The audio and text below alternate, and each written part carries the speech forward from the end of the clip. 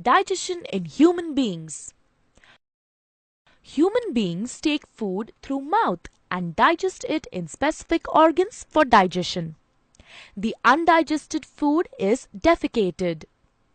The food we take passes through a specific canal which begins with buccal cavity and ends at the anus. This canal is called alimentary canal or the digestive tract. The parts of the alimentary canal are buccal cavity, esophagus,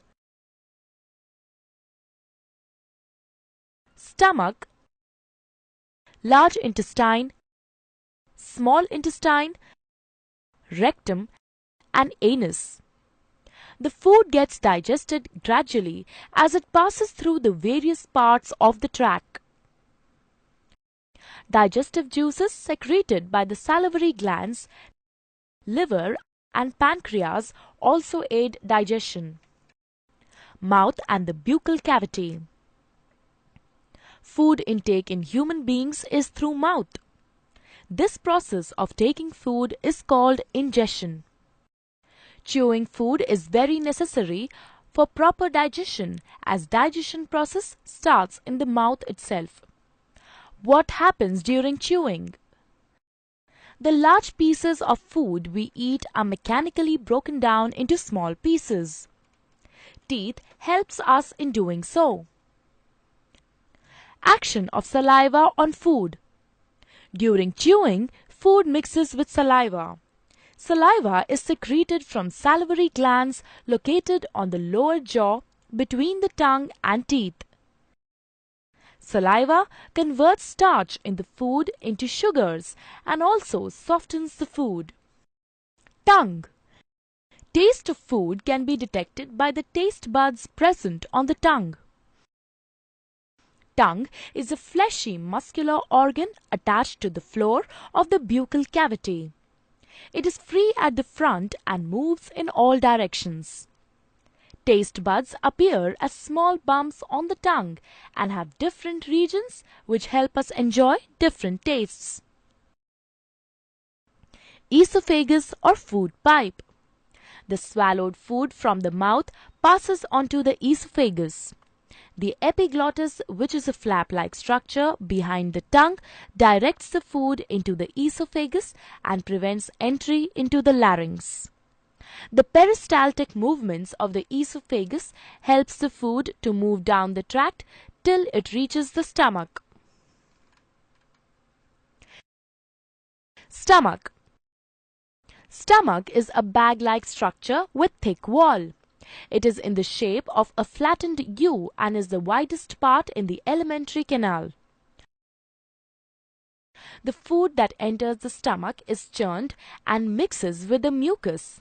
Hydrochloric acid and digestive juices secreted by the inner lining of the stomach. The acid helps to kill the bacteria present in the food. It also makes the medium in the stomach acidic. The digestive juices secreted by the stomach break down proteins into simpler substances. Then the food is emptied into small intestine. Small intestine. Small intestine is a highly coiled structure and is about 7.5 meters long. As soon as the small intestine receives food from the stomach, the digestive juices from liver and pancreas are mixed into it.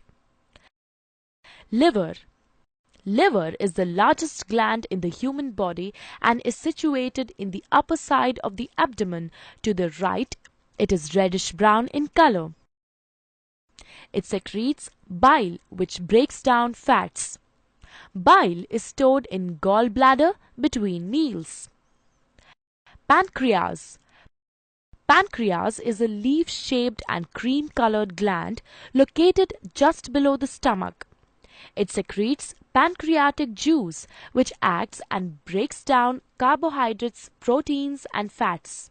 After this is completed, the partially digested food reaches the lower part of the small intestine, where intestinal juices act upon the food and completes digestion of any remaining components in food. The carbohydrates in the food break down into sugars like glucose, fats into fatty acids, and glycerol and proteins into amino acids. The food consumed is digested and is now ready to be absorbed into the blood. Absorption of food in the small intestine. The inner wall of the small intestine has finger-like projections called villi, which have a network of thin blood vessels close to the surface. The villus increases the surface area of absorption and absorbs the digested food materials. The substances thus absorbed are transported through the bloodstream to different organs in the body and are used to build complex substances like proteins. This process is called assimilation.